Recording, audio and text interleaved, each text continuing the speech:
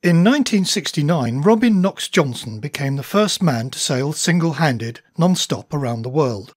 40 years on, he is still sailing and inspiring others to sail. Anglia Afloat caught up with him with news of his latest venture at the London Boat Show. Well, good afternoon, everyone, and pleasure to talk to you all. It's rather nice in these tough economic times to be able to stand up here and represent a successful and unique British company that makes good profits and brings money into the country. That company runs the Clipper Round the World race. For the last 16 years, it has been providing the opportunity for ordinary men and women to take part in one of the most exciting adventures on Earth. There's people from all over the country get involved in the Clipper race, and quite a lot of our people do come from the east of England.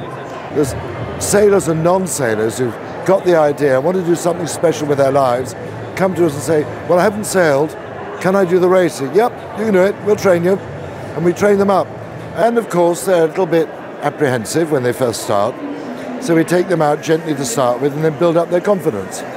Because it's all about confidence at the end of the day. At the end of the first week, you can put them out in a gale, they'll be perfectly all right. Beginning of the week, no, that would frighten them. So we just have a quiet program of building up their confidence and their knowledge to make them safe on the boat. And that's our number one priority, safety.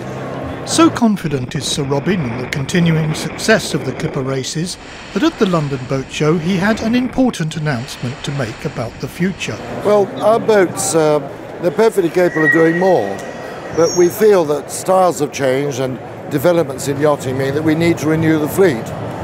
So we've ordered 12 new boats from a yard in China. The first one's now out on the mould. We're looking forward to doing trials with it this summer. Just check it out, work out its envelope. So there's 12 with an option on 4 more, and these boats will do the 2013 race. They're more modern in their underwater shape. We went to Castro for the design, and it's given us quite a modern shape underwater. So we are expecting an increase in the speed that they'll do, which means we recalculate all the legs around the world, because obviously it affects when we can plan on arriving in ports. That's why we need to go and test the first boat. As we talked in the comparative warmth and comfort of London's Excel Centre, crews in the current Clipper race were battling it out in the South Pacific. Right now they're off the north of New Guinea. They've got moderate winds, and there's a real tussle going on for top place, but there's other boats further back that are in sight of each other, 19 miles from the leaders.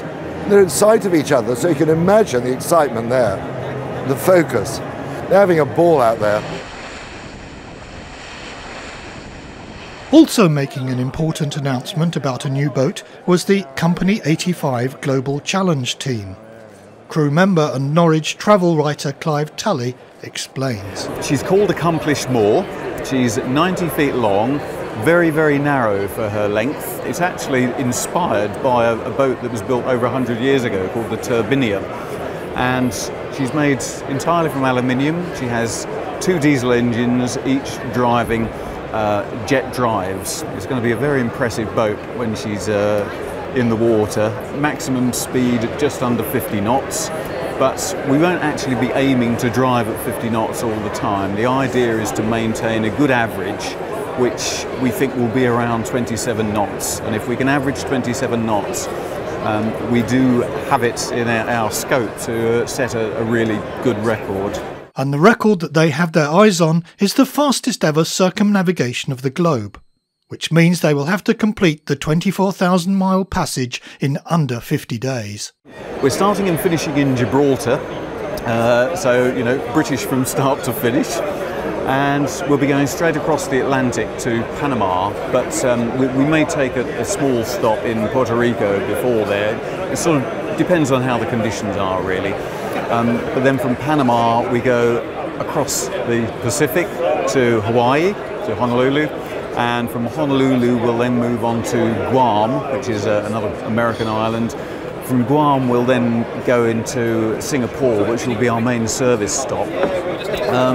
From there, through the Indian Ocean, back to Suez. We have to go through the Suez Canal, and then back to Gibraltar. It doesn't sound too bad when you say it like that, does it? For Clive Tully, who is also well known as a rock guitarist in popular Norfolk-based band Firewire, it will not be an entirely new experience.